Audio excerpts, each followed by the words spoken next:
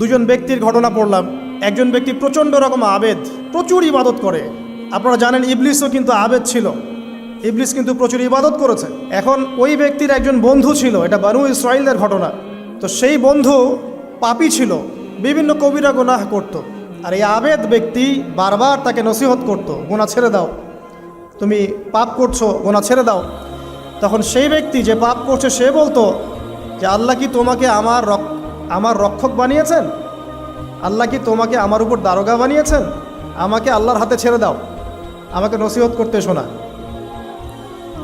একদিন এই আবেদ ব্যক্তি তার বন্ধুকে একটা জঘন্য পাপ করতে দেখলো, এমন একটা পাপ যেটা দেখে তার মনে ধারণা আসলো এটা চরম জঘন্য একটা কাজ।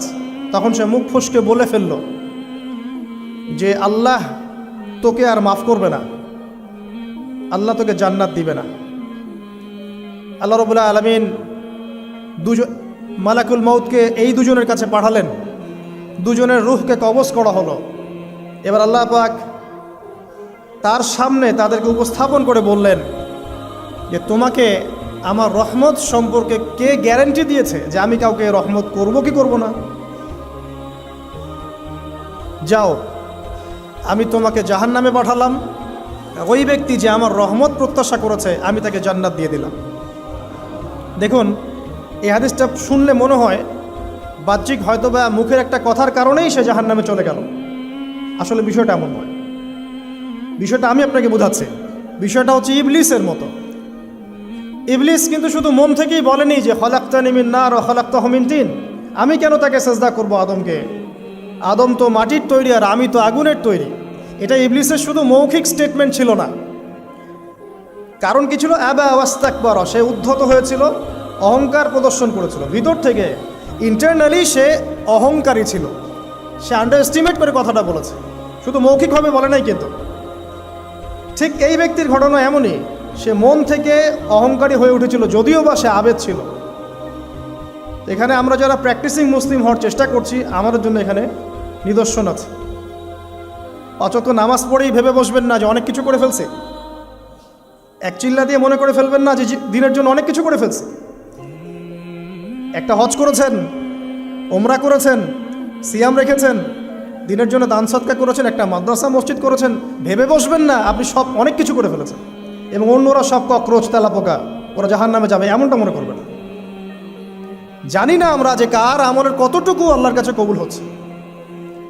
তো এখানে এই ব্যক্তির সমস্যা ছিল এই, সে নিজের আমলটাকে অনেক ভারী মনে করছিল এবং সে স্টেটমেন্ট দিয়ে ফেললো যে তোকে আল্লাহ পাক মাফ করবে না। এই একটা কথা মন থেকে বলার কারণে তার ইহকাল পরকাল দুটা বরবাদ হয়ে গেল, সে জাহান্নামে চলে গেল। ঠিক আরেক ব্যক্তির ঘটনা আছে এমন, এগুলো সবগুলো রেফারেন্স আছে। এক ব্যক্তি প্রচুর ইবাদত করত, আল্লাহ পাক তার ইবাদত করার জন্যে পাহাড়ের চূড়ায় একটা সুন্দর ব্যবস্থাও করে দিয়েছিলেন, সেখানে ডালিম গাছ হতো, ঝর্ণা আসতো, খাবারের কোনো অভাব নাই। হাদিস এসেছে 500 বছর সে ইবাদত করেছে। কত বছর? কিয়ামতের মাঠে এই ব্যক্তির অবস্থা এমন হবে, তাকে জান্নাতে প্রবেশ করানোর জন্য নিয়ে যেতে বলা হবে যাও আমার রহমতে জান্নাতে চলে যাও। আল্লাহ পাক তাকে এই কথাটা বলবেন, কিন্তু এই ব্যক্তি বলবে আমার আমলের কারণে আল্লাহ পাক বলবেন আমার রহমতে জান্নাতে চলে যাও। ব্যক্তি বলবে আমার আমলের কারণে। আল্লাহ রাব্বুল আলামিন তখন তাকে দেওয়া সমস্ত নেয়ামতগুলোকে এক পাল্লায় করবেন আর তার সমস্ত আমলকে আরেক পাল্লায় করবেন। তারপর দেখা যাবে আল্লাহর সমস্ত নেয়ামত তার একটা চোখের সমান হয় নাই। কথা কি বুঝতে পারছেন? একটা চোখের যে নেয়ামত আল্লাহ পাকের, সমস্ত আমল ও 500 বছরের ইবাদত এতটুকু হয়নি।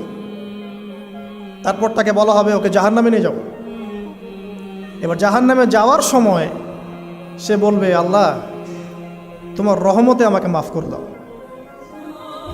তখন আল্লাহ পাক তাকে আবার ডেকে নিয়ে আসবে, বলবেন যে তোমাকে যে আমি ইবাদত করার জায়গা করে দিয়েছিলাম, এটা কি তুমি নিজে করেছো না আমি করেছি? সে বলবে আপনি করেছেন। তোমাকে যে আমি সৃষ্টি করেছিলাম তখন কি তুমি কোনো আমল করেছিলে? বলবে না। তাহলে তোমাকে যে সৃষ্টি করেছি আমি, এটা কি তোমার আমলের কারণে? না। তোমাকে সারা দুনিয়াতে এত নিয়ামত দিয়েছি, এটা কি তোমার আমলের কারণে? সে বলবে না। তখন তাকে জান্নাতে প্রবেশ করানো হবে। কিয়ামতের মাঠে এমন অনেক ঘটনা ঘটবে যেটা আমাদের চিন্তার বাইরে। আরেকজন ব্যক্তিকে ডেকে আনা হবে, যে ব্যক্তি একটা দুটা নয় বরং 100টা খুন করেছে। সে 99 জন মানুষকে হত্যা করার পর ফতোয়া খুঁজে বেড়াচ্ছিল যে আমার তওবা কবুল হবে কিনা। একজন আবেদের কাছে গিয়েছে। আবেদ আর আলেম কিন্তু এক জিনিস না। আবেদ মানে যে প্রচুর ইবাদত করে, তার জ্ঞান কম, সে শুধু জানে কিভাবে ইবাদত করতে হয়। আলেম হচ্ছে সে যে শরীয়তের গভীর জ্ঞান জানে, আবার ইবাদতও করে। আবার যারা জ্ঞান আছে আমল নাই, সেও কিন্তু প্রকৃত আলেম না। প্রচুর জ্ঞান আছে কিন্তু জ্ঞান অনুযায়ী আমল করে না, সেও কিন্তু প্রকৃত আলেম নন। এবার আসেন, তো এই আবেদের কাছে গিয়ে সে বলছে আমার কি ক্ষমা হবে, আমি 99টা খুন করেছি। সে বলল তোমার আবার ক্ষমা, তোমার ক্ষমা নাই। তখন এই ব্যক্তি এই আবেদকে হত্যা করে 100টা খুন পূর্ণ করলো, ওকেও সে মেরে ফেলছে। আমার ক্ষমাই হবে না তো তোর বেঁচে থাকার কি দরকার, তুইও মর। কি বুঝতে পারলে? বর্তমান বিশ্বের উগ্র মাথার পলিটিশিয়ানদের মতো অবস্থা। আমার দেশের সমস্যা, তোর দেশ পারমাণবিক বোমের উড়াই দিব, মানে এরকম একটা অবস্থা। তো আল্লাহ রাব্বুল আলামিন এই ব্যক্তির মধ্যে একটা চেতনা তৈরি করলেন যে আমাকে তওবা করতে হবে। সে তখন সার্চ করতে লাগলো আরও কোনো আলেম আছে কিনা। এরপর অনেক দূরে একজন আলেমের সন্ধান পাওয়া গেল। সে সেখানে গেল, তাকে গিয়ে বলল আমার কি ক্ষমা হবে? সে আলেম তাকে বলল হ্যাঁ, তোমারও ক্ষমা হতে পারে, যাও তুমি ইস্তেগফার করো এবং এই এলাকা থেকে অন্য এলাকায় চলে যাও। মানে যে এলাকায় তুমি অনেক দিন ছিলে, যেখানে তুমি অনেক পাপ কাজ করেছো, এখানে থাকার দরকার নাই। তওবা করে তুমি অন্য কোথাও চলে যাও, নতুন একটা জীবন শুরু করো। এখানে থাকলে হবে কি, তোমার স্মৃতিগুলো তোমাকে তাড়িয়ে বেড়াবে এবং মানুষ তোমাকে খারাপ নজরে দেখতেই থাকবে, তুমি তখন কষ্ট পাবে। এই জন্য তুমি চলে যাও। তো চলে যেতে যেতে সে রাস্তায় ইন্তেকাল করে। এবার তার রুহ নিবে কে? এই জন্য দুদল ফেরেশতা আসছেন, জান্নাতি এবং জাহান্নামী। তাদের মধ্যে বাক বিতরটা হচ্ছে কে রুহ নিয়ে যাবে। তো জাহান্নামের ফেরেশতারা বলছেন সে এতগুলো খুন করেছে, তার রুহটা আমরা নিব। আর জান্নাতি ফেরেশতারা বলছেন না, সে তওবা করতে এসেছিল, অতএব সে আল্লাহর অভিমুখী হয়েছে, তার রুহটা আমরা নিব। আল্লাহ পাক এখানে একটা কৌশল করলেন। আল্লাহ পাক ফেরেশতাদেরকে বললেন তোমরা রাস্তাটাকে পরিমাপ করে দেখো, যেদিকে যাচ্ছিল তার পরিমাপ বেশি নাকি যেখান থেকে এসেছে ওর পরিমাণ বেশি। আল্লাহ পাক জমিনকে আদেশ করলেন হে জমিন তুমি প্রশস্ত হয়ে যাও। এবার পরিমাপ করে দেখা গেল সে তওবার দিকে আসছিল, এর পরিমাণটা বেশি। এই একটা কাজের ওসিলা আল্লাহ পাক তাকে মাফ করে দিলেন। মনে রাখবেন এটা মৌখিক বিষয় ছিল না, সে মন থেকে ভিতর থেকে কিন্তু সে আল্লাহর প্রতি অনুগত হয়েছিল। এই মনের বিষয়টা আল্লাহ ছাড়া কেউ জানে না। আপনি দেখতে পারেন সমাজে অনেকে দাড়ি টুপি পাগড়ি জুব্বা সব লাগিয়ে ঘুরছে, তো বিশ্বাস করেন তাদের মনটা এমনও হতে পারে যে জানোয়ারের চেয়েও কুৎসিত, এমনও হতে পারে। আবার আপনি দেখবেন সমাজে এমন অনেক মানুষ ঘুরছে যারা হয়তো অনেক পাপে লিপ্ত মনে হচ্ছে, কিন্তু মনের মধ্যে সততা আছে। আর যার মনের মধ্যে সততা আছে আল্লাহ বা কোনো না কোনো দিন ইনশাআল্লাহ তাকে হেদায়েত দিবে। এটা আমরা আমাদের অভিজ্ঞতা থেকেও দেখেছি। এমন অনেক মানুষকে আমরা দেখেছি যে ড্রাগ অ্যাডিক্টেড ছিল, মিউজিক করেছে, হারাম সম্পর্কের মধ্যে ছিল, নামাজ ঠিক মতো পড়ে নাই, কিন্তু যখনই আল্লাহর কথা আলোচনা হতো দেখতাম সে খুবই শান্তভাবে মন থেকে কথা শুনছে। এ কথা শুনতে শুনতে শুনতে একদিন মাশাআল্লাহ এখন দেখবেন যে চিল্লা দিয়ে বেড়াচ্ছে বিভিন্ন মসজিদে। আল্লাহ হেদায়েত দিয়েছে, সব ছেড়ে দিয়েছে। এরকম মানুষের অভাব নাই কিন্তু সমাজে। তো এখানে আল্লাহ পাকের রহমত বা দয়ার একটা উজ্জ্বল দৃষ্টান্ত দেখতে পারবেন। ঠিক এরকম আরও একটা ঘটনা আছে বনু ইসরাইলের। এক ব্যক্তি এত পাপ করেছে যে শেষে মৃত্যুর সময় সে সন্তানদেরকে ডাকছে, ডেকে বলছে যে আমি যখন মারা যাব আমার লাশটাকে তোমরা কবর দিও না, যদি আল্লাহ পাক আমাকে ধরতে পারেন তাহলে খবর আছে আমার। কি করতে হবে? সে বলছে যে আমার দেহটাকে তোমরা পুড়িয়ে ফেলবে এবং পুড়িয়ে ফেলার পরে ছাইগুলোকে একত্রিত করবা, করে অর্ধেক ছাই সমুদ্রে ভাসিয়ে দিবা, অর্ধেক ছাই বাতাসে উড়িয়ে দিবা। সন্তানরা তাই করলো। মৃত্যুর পর আল্লাহ পাক এই সমুদ্র এবং জমিনকে বাতাসকে আদেশ করলেন যে তোমরা ছাই জড়ো করে দাও। আর মানুষ আর জিন আল্লাহর কথা না শুনলেও এই প্রকৃতি আল্লাহ পাকের কথা শোনে। বিজ্ঞান বলে প্রকৃতি থেকে সব হচ্ছে। কি প্রকৃতি? প্রকৃতি কি, কাকে বলে? মানুষকে আল্লাহর ইবাদতকে বাদ দিয়ে প্রকৃতি পূজায় নিয়ে গেছে। এই পুরো প্রকৃতি আর মহাবিশ্ব এক আল্লাহর ইবাদত করে। কে সৃষ্টি করলো প্রকৃতি? প্রাকৃতিকভাবে হয়েছে সব কিছু বলে, আল্লাহ থেকে হয়েছে বলা যাবে না। বললে আপনি মৌলবাদী হয়ে যাবেন। আল্লাহ শব্দ ইউজ করলে আপনি মৌলবাদী হয়ে যাবেন। ধর্মতাত্ত্বিক শব্দগুলোকে আস্তে আস্তে উঠিয়ে দেওয়া হয়েছে। দেখবেন যুক্তি, বিজ্ঞান, দার্শনিক শব্দগুলোকে আনা হয়েছে। এটাও টেকনিক্যালি করা হয়েছে। কোনো সেকুলার মিডিয়াতে আপনি দেখবেন না ইনশাআল্লাহ বলছেন। ইনশাআল্লাহ প্রমাণ করবে যে আপনি আস্তিক না নাস্তিক। তো প্রকৃতিকে আল্লাহ পাক আদেশ করলেন, এই সমুদ্র ছাই জড়ো করো, এই বাতাস ছাই জড়ো করো। তারা ছাই জড়ো করে দিল।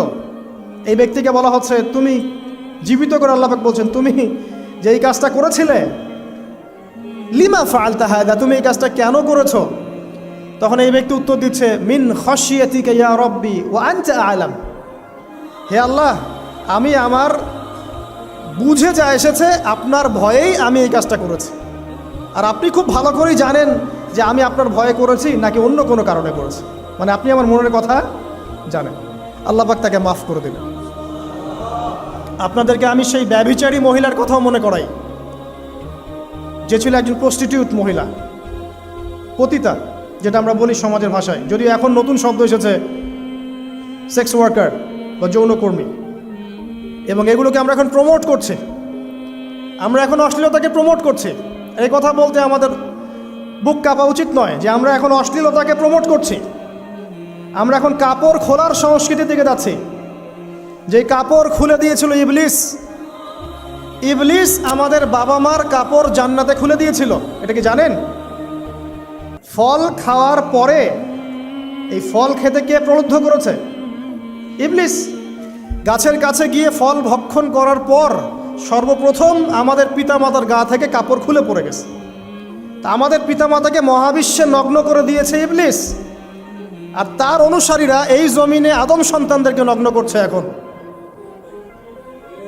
অতএব এই যে একটা ট্রেন্ড এখন চলছে, দেখবেন হারাম রিলেশনশিপকে মিডিয়ার মধ্য দিয়ে প্রমোট করা হচ্ছে। মনে হয় একটা স্বাভাবিক বিষয়, কোনো বিষয়ই না এটা, যে কেউ জেনাই করতে পারে। জেনা, পর্ন খুব নর্মাল। হালালভাবে যদি আপনি বিয়ে শাদী করতে যান তখন সমস্যা হচ্ছে। হালালভাবে যদি আপনি বিয়ে করতে যান তখন সমস্যা হচ্ছে। হারামভাবে আপনি যা ইচ্ছা তাই করতে পারেন, সমাজে কেউ কিছু বলছে না। এখন বলছে এগুলো স্বাধীনতা। সুবহানাল্লাহ, কোন স্বাধীনতা? স্বাধীনতা বলে কোনো শব্দ নাই মহাবিশ্বে। এই পুরো বিশ্বের সমস্ত মানুষ আল্লাহর অধীনে পরাধীন। এই বিশ্বে যত মানুষ বসবাস করছে এখন, এরা কেউই স্বাধীন নয়। না কেউ স্বাধীন ছিল, না আছে, না থাকবে। সবাই আল্লাহ পাকের দাসত্বের অধীনে পরাধীন। স্বাধীন সেই এই পৃথিবীতে যে ব্যক্তি শয়তানের তাবেদারি করে, ও নফসের তাবেদারি করে, ও তো স্বাধীন, যা ইচ্ছা তাই করতে পারে। এই যে অশ্লীলতার প্রমোটিংটা চলছে, এটাকে পারিবারিকভাবে বন্ধ করতে হবে। আল্লাহ পাক আমাদেরকে বোঝার তৌফিক দান করুন। এগুলো যত বাড়বে সমাজে মহামারী আসবে। দেখে নিয়ে মহামারী আসবে, দুর্ভিক্ষ আসবে, সমাজে এমন সব রোগ ব্যাধির জন্ম হবে যেগুলোর নামও শোনে নাই মানুষ কখনো, এবং সামনে ভূমিধস অপেক্ষা করছে। এগুলো আসবে। যাই হোক, ওই মহিলা, যে ব্যক্তি একজন যৌনকর্মী ছিল, বা যেটা আমরা বলি ব্যভিচারিণী মহিলা ছিল, একটা কুকুরকে দেখেছে সে পানি পান করার জন্য তৃষ্ণার্ত। সে এটাতে মায়া করে, দয়া করে তার মোজাটাকে নামিয়ে এই কূপ থেকে পানি উঠিয়ে কুকুরকে পান করিয়েছে। এই একটা কাজের বদৌলতে আল্লাহ রাব্বুল আলামিন এই ব্যভিচারী মহিলাকে মাফ করে জান্নাত দিয়ে দিয়েছে। হাদিস এটাও এসেছে, নবী সাল্লাল্লাহু আলাইহি ওয়াসাল্লাম বলেছেন, ইরহামু মান ফিল আরদ, তোমরা সবাই জমিনবাসীর প্রতি রহম করো। জমিনে মুসলিমই থাকতে হবে, তাদের প্রতি রহম করতে হবে এমন নয়, জমিনবাসী যারাই আছে সবার প্রতি রহম করো, জাতি, ধর্ম, বর্ণ নির্বিশেষে। এমনকি পশু পাখির প্রতিও দয়া করো। ইরহামু মান ফিল আরদ, জমিনে যারা আছে সবার প্রতি রহম করো। ইয়ারহামুকুম মান ফিস সামা, যিনি আসমানে আছেন তিনি তোমাদের প্রতি রহম করবে ইনশাআল্লাহ। ইসলাম এই কথাগুলো বলেছে 1400 বছর আগে। আজকের এই বিশ্বে সোকল্ড এই মডার্ন বিশ্বে যেখানে মানুষের রক্তের কোনো দাম নাই, সেখানে ইসলাম পশু পাখির অধিকার নিয়ে কথা বলেছে 1400 বছর আগে। কাদেরকে কি শেখাতে আসেন? কোরআন এবং সুন্নাহর বাইরে অভ্রান্ত সত্যের কোনো উৎস আছে? এখানে যা আছে তাই চূড়ান্ত। মানতে চাইলে মানেন, না মানতে চাইলে জাহান্নামে যান, কেউ তো বাধ্য করছে না। লাকুম দীনুকুম ওয়ালিয়া দিন। আল্লাহ পাকের রহমত দেখেন। আরেকটা ঘটনা আছে এমন, একটা বিড়ালকে বেঁধে রেখেছিল এক মহিলা, খাবার দেয় নাই, কষ্ট দিয়েছে। একটা বিড়ালকে খাবার না দিয়ে কষ্ট দেওয়ার কারণে এই মহিলাকে আল্লাহ পাক জাহান্নামে পাঠিয়েছে। এরকম কত ঘটনা আছে, এই ঘটনাগুলো হাদিসের পাতায় বর্ণিত আছে। কোরআনে কি বলছে দেখুন। কোরআনের আমি কয়েকটা পয়েন্ট আপনাদেরকে খালি বলছি, এটা নিয়ে আমি সকালে ভাবছিলাম। আল্লাহ পাক আদম আলাইহিস সালামকে সৃষ্টি করেছেন আমরা সবাই জানি, কিন্তু আল্লাহ পাক সূরা সদের মধ্যে বলছেন ইবলিসকে, হে ইবলিস, তোমাকে কিসে বারণ করলো আদমকে সেজদা করতে, যে আদমকে আমি নিজের হাত দিয়ে সৃষ্টি করেছি। আল্লাহ রাব্বুল আলামিন যে আমাদেরকে এত যত্ন করে ভালোবেসে সৃষ্টি করেছেন, এটা কি আল্লাহ পাকের দয়ার নিদর্শন নয়? মহাবিশ্বের অন্য কোনো মাখলুক সৃষ্টির ব্যাপারে আল্লাহ পাক বলেন নাই খলাকতু বিয়াদাই, আমি নিজ হাতে তাকে সৃষ্টি করেছি। শুধু সৃষ্টি নয়, সৃষ্টি করার পর আল্লাহ পাক তাকে সমস্ত নাম শিক্ষা দিয়েছেন।